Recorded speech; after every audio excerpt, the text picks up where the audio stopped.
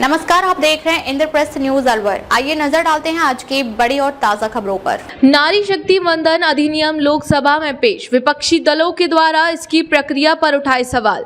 नई दिल्ली संसद में डिलिमिटेशन बिल को लेकर राजनीतिक माहौल गर्म नजर आ रहा है। केंद्रीय मंत्री अर्जुन राम मेघवाल ने लोकसभा में बहस के दौरान कहा कि इस प्रक्रिया के बाद देश भर में लोकसभा सीटों की संख्या में लगभग 50% की वृद्धि हो जाएगी। उन्होंने बताया कि कुल सीटें बढ़कर 815 हो जाएंगी, जिनमें से 272 सीटें महिलाओं के लिए आरक्षित की जाएंगी। केंद्र सरकार के द्वारा इस बिल को आज गुरुवार को संसद में पेश किया गया, जिसके तहत लोकसभा और राज्य विधानसभाओं की 1/3 सीटें महिलाओं के लिए आरक्षित करने का प्रस्ताव भी शामिल है।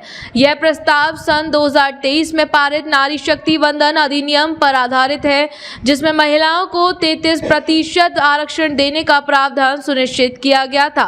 विपक्षी दलों के द्वारा इस बिल का कड़ा विरोध किया गया है। कांग्रेस सांसद केसी वेणुगोपाल ने संसद में इसका विरोध किया।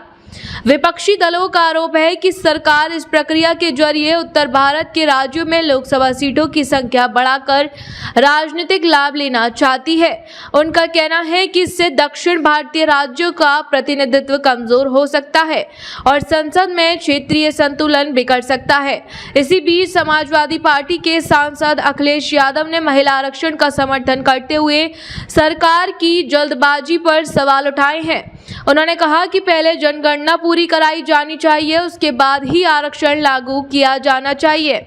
अखिलेश यादव के द्वारा लोकसभा में नारी शक्ति वंदन अधिनियम पर बोलते हुए केंद्र सरकार से जातीय जनगणना कराने और मुस्लिम तथा पिछड़ी महिलाओं के लिए कोटे के अंदर कोटा की मांग की गई।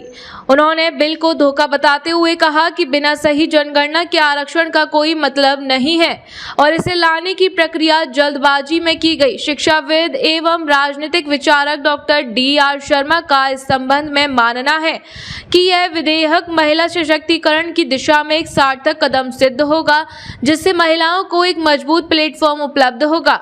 महिलाओं के द्वारा महिलाओं के हक में आवाज उठाई जा सकेगी। राजस्थान अलवर से अभिनव शर्मा की विशेष रिपोर्ट। केंद्र सरकार के द्वारा पारित नारी शक्ति वंदन अधिनियम यथार्थ के धरातल पर लागू होने से महिलाओं को आर्थिक, राजनीतिक और सामाजिक संबल प्राप्त होगा।